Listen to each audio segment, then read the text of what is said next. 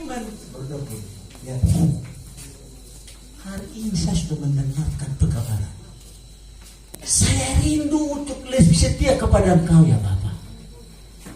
Berikan Roh Kudus-Mu untuk menguasai hati dan pikiran saya, mengendalikan pemikiran saya. Walaupun tanaman saya dimakan tikus, saya tidak akan hilang pengharapan. Lebih daripada itu Engkau akan gantikan hari esok dan kemudian. Amin saudara.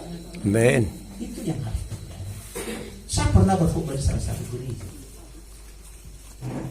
Kurasa ada yang tidak senang dengan saya. Saya bilang begini, karena perilaku manusia kan berubah-ubah. Saudara, saya bilang, bagaimana Tuhan tidak marah? Ada yang menyewa sawah, udah gabe pun bagus hasilnya, cita-citanya jelek. Dilihat, oh ini ada 200 kali satu rantai ini gugunya padinya. Aku bilang lah nanti 150 supaya nanti gugunya sewanya tidak diminta nambah. Belum panen datang tikus, habis tamat lagi bayar. Harusnya saya berkata, kalau saya lihat padiku ini ada hasilnya 200 kali satu rantai, contoh, saya akan bilang 250 kali, saya akan tambahin yang punya tanah. Harusnya Tuhan limpahkan saudara. Jangan pernah punya cita-cita yang buruk, cita-cita yang jelek. Allah matanya tertuju kepada saudara dan saya.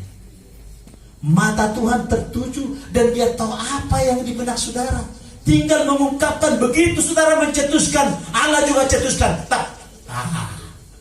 Mulailah masuk binatang ternak. Jadikan angan-angan saudara angan-angan yang disucikan surga. Jangan biarkan hari-harimu berlalu tanpa perubahan, biarpun sedikit dan kecil. Yang terpenting menuju ke arah perbaikan. Jangan pula saudara tenang-tenang. Saya katakan tadi harus ada komitmen. Harus ada komitmen ya Tuhan. Saya mau berubah. Berikan saya apa? Kekuatan. Bahasa Bataknya, pargogoya wali Tuhan. Leho parbisukon. Asaboya mangulaon ahan ako batu lomo niwa. Ini dia. Saya katakan umat Tuhan tidak boleh cengeng, umat Tuhan tidak boleh pelin-pelan. Konsisten. Mau setia kepada Tuhan atau tidak. Tidak ada yang setengah-setengah. Satu kalimat lagi sempurna. Sedikit saja hamba saudara punya keyakinan kepada penyembahan Anda kepada Allah, maka itu akan semakin besar berpeluang menghancurkan hidup kita. Ya. Ini ada bang saya di belakang bergaya. Satu kampung, hanya beberapa meter. Dia tahu aku dari kecil seperti apa.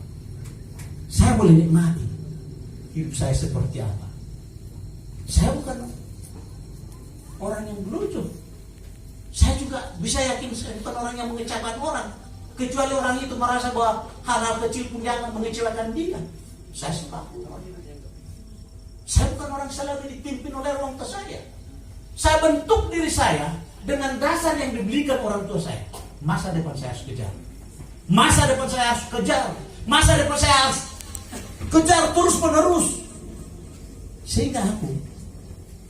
Sehingga saya boleh dihargai orang, tidak dihina. Menyedihkan saudara kalau sampai orang ini nama Allah sendiri namanya bilang kaseno. Apalagi kalau ada kekurangan orang tua, ngebetok sonon. Mengerikan. Makanya anak-anak ada di sini. Bentuk diri untuk hal yang lebih baik dan benar di hadapan Tuhan. Mengikut Tuhan ini tidak perlu pertimbangan. Engkau melihat bahwa Allah sudah campur tangan dalam hidupmu dari waktu ke waktu. Lakukan dari waktu ke waktu. Kesetiaanmu harus penuh. Maka semakin besar campur tangan Tuhan bagi saudara kita. Jadi kita berterima kasih Tuhan. Berterima kasih ketika kelahirannya kita sedang. Dan kita tahu pelayanannya. Lalu ada kematiannya untuk menebus. Ini menggambarkan keluarga besar. Luar biasa. Pada saat saya tertutup jatuh, datang Tuhan pegang tangan saya. Ketika saya terjerumus, diberikan kesempatan bagi saya untuk perbaiki. Sudah, mari datang kepada Tuhan. Tangan selalu terbuka menerima saudara. Kolose 1 ayat 23. Sebab itu kamu harus bertekun dalam iman, tetap teguh dan tidak bergoncang, dan jangan mau digeser dari pengharapan Injil yang telah kamu dengar dan yang telah dikabarkan di seluruh alam di bawah langit, dan yang aku ini Paulus telah menjadi pelayan. Ini adalah kesaksian Paulus, saudara, yang harus menjadi contoh bagi kita. Harus bertekun dalam iman.